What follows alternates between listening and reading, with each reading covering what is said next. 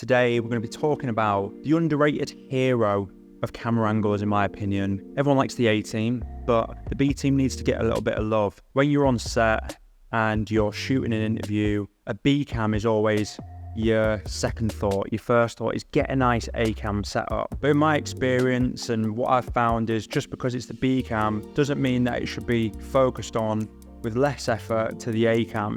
In fact, the B cam can be one of the most beautiful and impactful angles that you can use when you're shooting an interview. So in this video, we're going to be talking about the underrated hero that is the B cam, especially when we're shooting an interview. I'm going to give 4 tips of how you can make your B cam absolutely beautiful. Let's do it. So tip number 1 is to try and make sure that there is some sort of light source behind it, whether that's a window or whether that's a practical light that you've put in the frame. Having something behind your subject is really going to help separate them from the background. It's going to give you that nice backlit cinematic feel to your B cam. It's going to give it an extra bit of depth. Important thing just to note here though is you've got to make sure that you are following the correct lighting setups to ensure that you are shooting shadow side of the face and you're motivating the light on the face from the same direction that that light is lit behind. So if you've got a subject sat dead on, make sure that you've got your light on the same side that the window is. So when you go to that B cam and you can see the window, it's motivating the correct angle of the light on the subject's face. Okay, so tip number 2 is to get hands-on, and 2 things by this. The first thing is shooting handheld. I think, yes, it's easy to put something on a tripod and get that tight angle, but if you want to add some visual interest and your A cam is on a tripod, I think it's always good to go handheld on your B cam for a number of reasons. First of all, you can get that slight movement when you're focused on the face, and it just gives it a little bit more visual interest for the viewer that's watching. The second is because it allows you to focus on other details that are happening in the scene and bring the character that you're interviewing to life. The other benefit of shooting handheld is it gives you the flexibility to actually draw attention to different areas of the subject. In this particular example, we're shooting with a guy called Dean Melbourne, who's an artist. He's our subject, he's sat in the sea. But what we want to do is enable the viewer to learn a little bit more about him through the visuals than he's actually going to say himself with his words through the interview.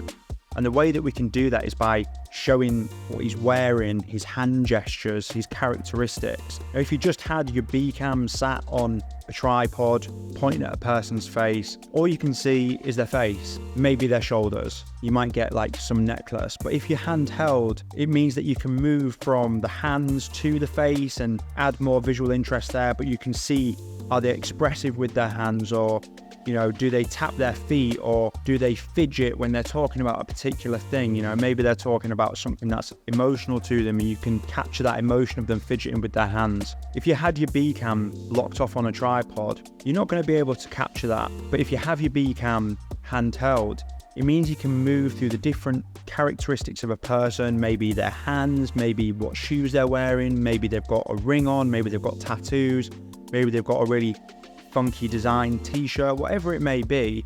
You can show all of those things which you wouldn't be able to show by having it on a static tripod. And all those things help tell a story about the individual that's being interviewed and really bring that character out.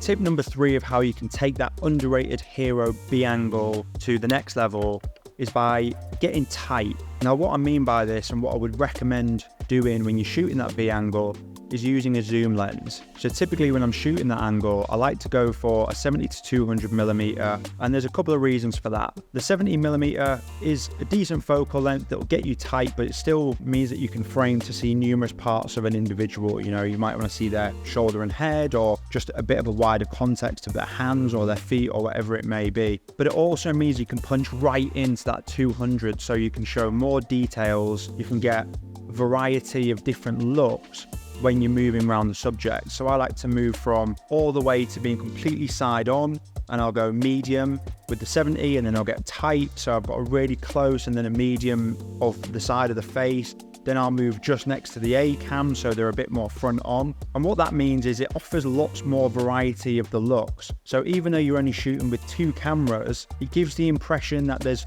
more camera angles, which makes your videos more engaging and also keeps the viewer's attention for longer. Plus that zoom can help you with that second point I made, getting in tight, getting those details and showing things that a viewer wouldn't see if you just had the camera locked off on a tripod pointing at their face.